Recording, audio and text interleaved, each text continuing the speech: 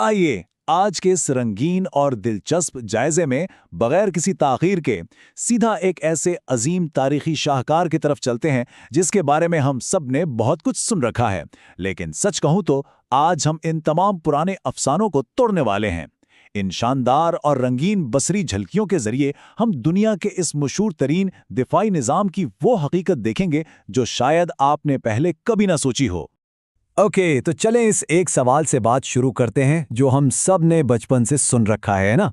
18वीं सदी से ही ये बात हमारी पॉप कल्चर का हिस्सा बनी हुई है। आखिरकार क्या वाकई इस इतने बड़े ढांचे को खला से या चांद से बगैर किसी दूरबीन के देखा जा सकता है? तो सच्चाई ये है कि चांद से दीवारें चीन को देखना बिल्कुल ऐसा ही है जैसे आप 3 किलोमीटर दूर से इंसानी बाल को देखने की कोशिश कर रहे हो। बिल्कुल नामुमकिन, ठीक है ना। इस स्क्रीन पर मौजूद इस मुवाजने से यह बात बिल्कुल साफ हो जाती है। तो चलिए इस खलाई नज़ारे वाले पुराने अफसाने को यहीं दफन करते हैं, स्लेट को बिल्कुल साफ करते हैं और अब इन असली और वाकई हैरान कौन हकायक की तरफ बढ़ते हैं।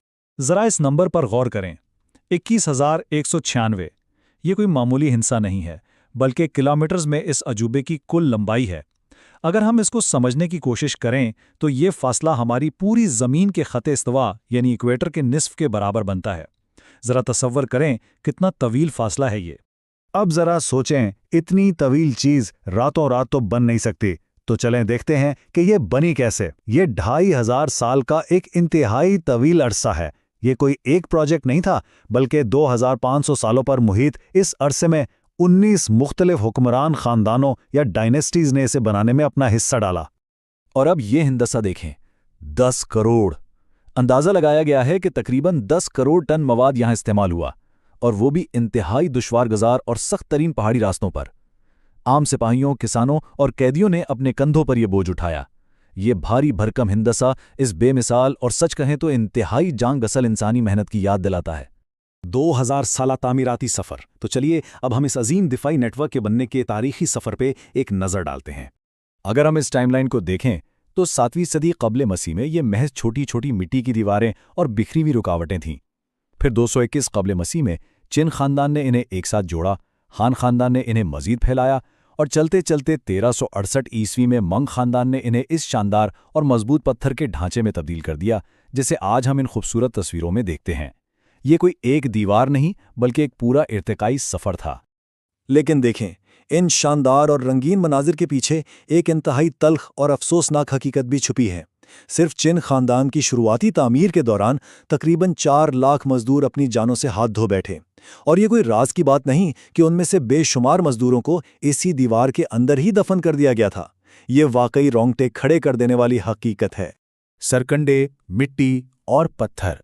अब जरा इन चीज़ों पर बात करते हैं जिनसे ये दीवार असल में खड़ी की गई। और ये ग्राफिक्स बहुत खूबसूरती से ये बात वाज़े करते हैं कि इन कदीम इंजीनियर्स ने कितनी महारत से काम लिया। उन्होंने पूरे मुल्क में कोई एक स्टैंडर्ड फार्मूला नहीं चलाया, बल्कि खुद को माहौल के हिसाब से ढाला। जहां पहाड़ थे वहां पत्थर और भट्टे की ईंटें इस्तेमाल की, और जहां सहरा या मैदान थे वहां रेत, सरकंडे और मिट्टी का इस्तेमाल किया। यानी जो कुछ मकामी तौर पे मिला उसे ही बेहतरीन तरीके से इस्तेमाल किया। इसकी एक कमाल की मिसाल जैड गिट पास का किला है। जरा सोचिए, सेराई मामारों में महज बिखरी हुई रेत और नाजुक सरकंडों की सिर्फ 20-20 सेंटीमीटर की तह लगाकर 9 मीटर ऊंचे और मजबूत किले खड़े कर दिए। और सबसे हैरानकुन बात यह है कि ये ढांचे पिछले 2000 सालों से वहां शान से खड़े हैं। बिल्कुल नाकाबिले यकीन। लेसदार चावलों की सुपर पावर। अब हम इन बड़ी बड़ी ईंटों से जरा जूम इन करके सीधा मॉलिक्यूलर लेवल पे चलते हैं। क्या आपने कभी सोचा था कि चावलों का दीवार की मजबूती से क्या ताल्लुक हो सकता है? यहीं पर एमिलोपेक्टिन का जादू सामने आता है। ये लेसदार चावलों में पाया जाने वाला एक खास कार्बोहाइड्रेट है। मंग खानदान ने इस आम सी खुराक को चूने में मिलाकर एक ऐसा जबरदस्त जल्जला प्रूफ मसाला या मॉर्टर तैयार कर लिया जो वाकई उनका खुफिया हथियार साबित हुआ। तो यहाँ समझने वाली सबसे अहम बात यह है कि ये बायोमॉर्टर आम मसाले से इतना बेहतर क्यों था। दरअसल ये एमिलोपेक्टिन चूने के अंदर बड़े और कमज़ोर क्रिस्टल्स को बनने से रोकता है और उसकी जगह एक इंतहाई घना नैनो क्रिस्टल नेटवर्क बना देता है।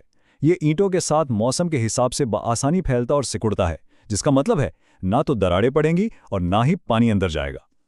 اور جیسا کہ اسکرین پر موجود یہ اقتباس واضح کرتا ہے، اس مالیکیولر کیمسٹری کی وجہ سے اس مسالے کو شروعات میں ہی اتنی زبردست طاقت مل جاتی تھی کہ قدیم معمار بغیر کسی ڈر کے بڑی تیزی سے ان اونچی اور کھڑی پہاڑیوں پر دیوار کھڑی کر سکے، یعنی دیوار کے گرنے یا جھکنے کا کوئی خوف نہیں تھا۔ آج جو شان و شوکت ہم ان رنگین مناظر میں دیکھتے ہیں وہ اسی کیمیکل ری ایکشن کی مرہون منت ہے۔ ایک قدیم براڈ بینڈ نیٹ ورک۔ جی ہاں، آپ نے بالکل ٹھیک سنا۔ اب اس سلائیڈ کے بارے میں جو چیز واقعی دلچسپ ہے وہ یہ ہے کہ یہ دیوار صرف ایک رکاوٹ نہیں تھی، بلکہ اس پر بنے ہوئے یہ اونچے بیکن ٹاورز یعنی آگ کے مینار قدیم چین کے تیز ترین ٹیلی گراف سسٹم کے طور پر کام کرتے تھے۔ یہ ان کا اپنا ایک انتہائی زبردست اور تیز رفتار کمیونیکیشن نیٹ ورک تھا۔ یہ کام کتنا تیز تھا اس کا اندازہ ان مراحل سے لگائیں۔ جیسے ہی کسی اونچے مقام سے دشمن نظر آتا، فوراً دن کے وقت دھواں یا رات کے وقت آگ جلا دی جاتی، اور پھر یہ سگنل ایک مینار سے دوسرے تک اتنی تیزی سے پہنچتا کہ ایک ہی دن میں 800 کلومیٹر تک پیغام پہنچ جاتا تھا۔ ذرا سوچئے، اس زمانے میں اتنی بڑی سلطنت کے ایک کونے سے دوسرے تک فوجیوں کو الرٹ کرنا واقعی کسی معجزے سے کم نہیں تھا۔ تاریخ کے دھندلے میں گم، اب ہم اس شاہکار کی موجودہ اور قدرے افسوسناک حقیقت کی طرف آتے ہیں۔ اسکرین پر موجود یہ چارٹ ایک انتہائی تلخ حقیقت بیان کر رہا ہے۔ یہ دیکھ کر واقعی دکھ ہوتا ہے کہ دیوار کا تقریباً 1/3 حصہ یعنی 33% مکمل طور پر زمین میں غائب ہو چکا ہے، اور جو باقی بچا ہے وہ بھی زیادہ تر جزوی طور پر ٹوٹ پھوٹ کا شکار ہے۔ اور آخر اس تباہی کی وجہ کیا ہے؟ ریت کے طوفان اور زلزلے جیسے قدرتی عوامل تو اپنی جگہ ہیں، لیکن انسانوں نے بھی اسے کم نقصان نہیں پہنچایا۔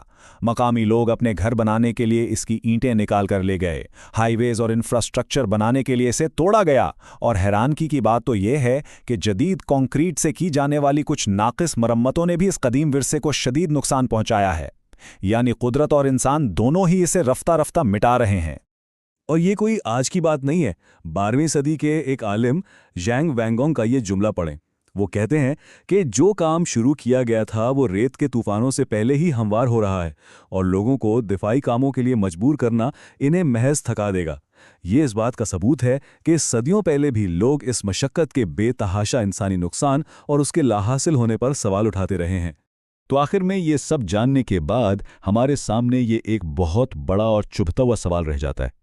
جب اس عظیم و شان عجوبے کا 30% سے زائد حصہ وقت اور ہمارے اپنے ہاتھوں سے ختم ہو چکا ہے، تو ہماری آنے والی نسلوں کو بالآخر وراثت میں کیا ملے گا؟ کیا ہم واقعی تاریخ کی ان عظیم کامیابیوں کو محفوظ رکھ پائیں گے؟